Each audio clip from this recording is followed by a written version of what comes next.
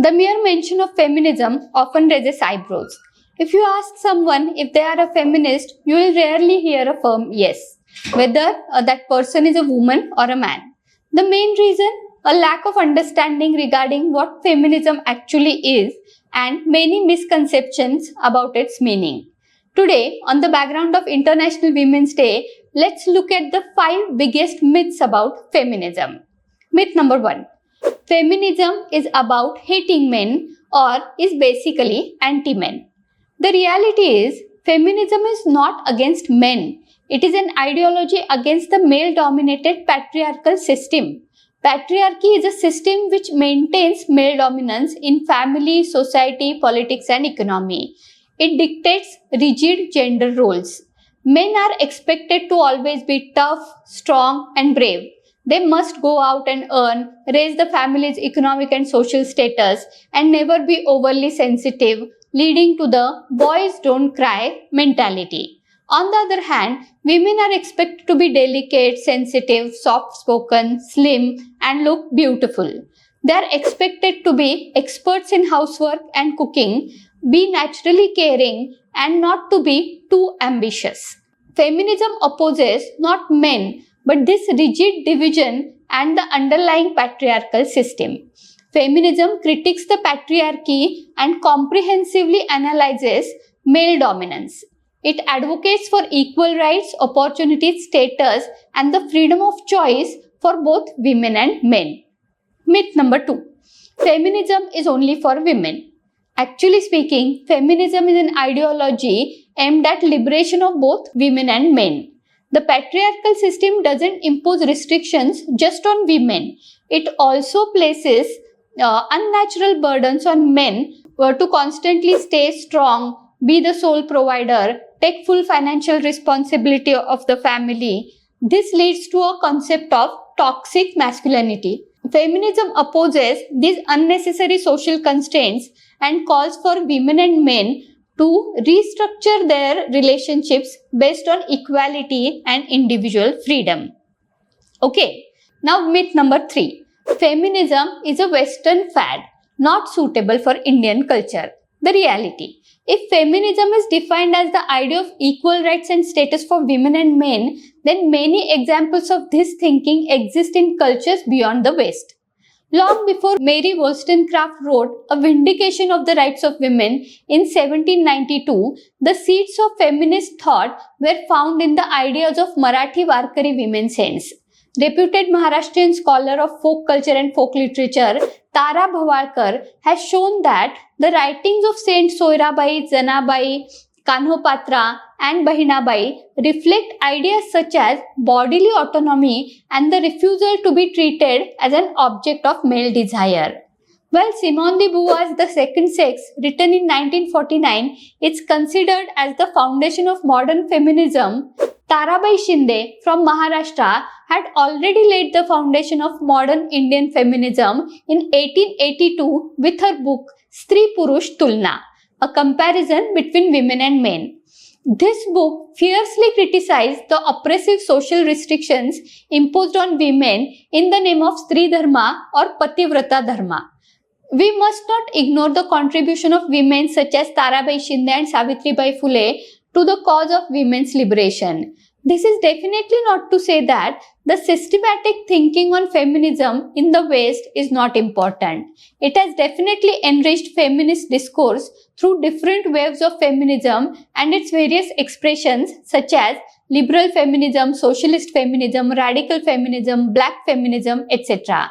It has also acknowledged the intersectionality, the idea that gender, race, class and sexuality all overlap.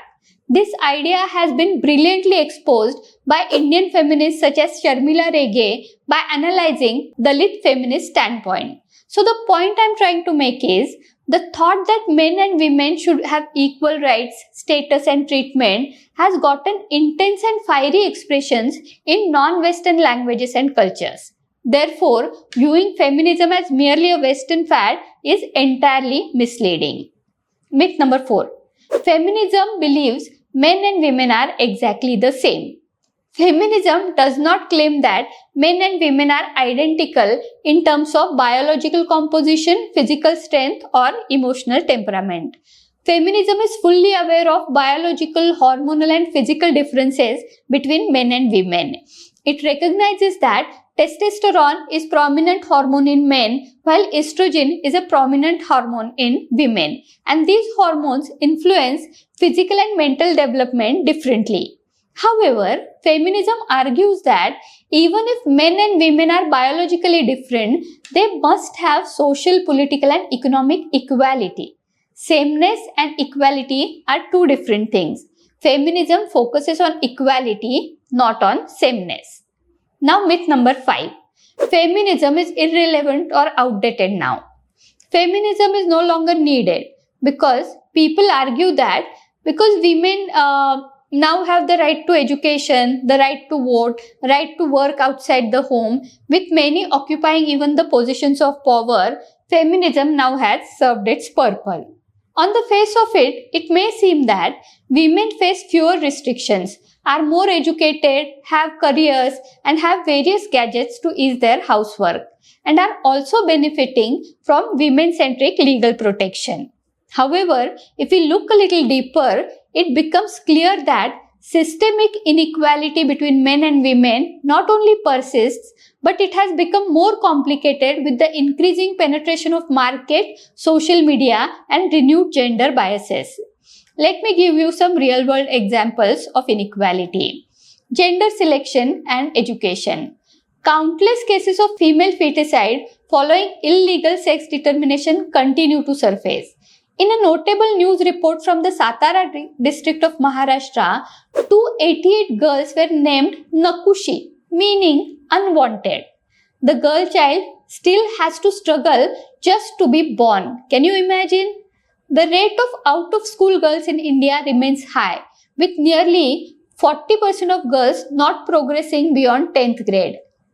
Now, gender-based violence. Despite the massive public awareness following the Nirbhaya case, incidents of sexual violence against women occur frequently, rather on a daily basis. The insecurities women face on roads, in cabs, public transports, in workplaces, or even in families are not declining in any ways. The unsettling reality of the Epstein files has revealed the dark side of male dominance coupled with brute power and money. The rate of suicides and murders due to dowry harassment still remains alarming. Additionally, due to glass ceiling, women are rarely seen as CEOs of major companies, a situation that persists globally. Women's political representation is negligible compared to their share in the population. For instance, in India's Lok Sabha and Rajya Sabha, the proportion of women MPs does not exceed 15%. The fact still remains that women have to bear the double burden. Even though women have started working outside the home, they have not been relieved of domestic responsibilities. As the saying goes, औरतें काम से लौटकर भी काम पर ही लौटती है. Meaning, even when a woman returns from her office work, she has to return to her domestic work. These examples demonstrate that systemic inequality between men and women still persists, and therefore, far from being outdated, feminism has become all the more relevant. So, today we have looked at many misconceptions regarding feminism. Let us know which of these 5 misconceptions you also previously held.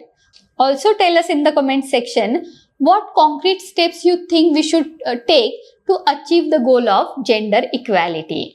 Thanks for watching.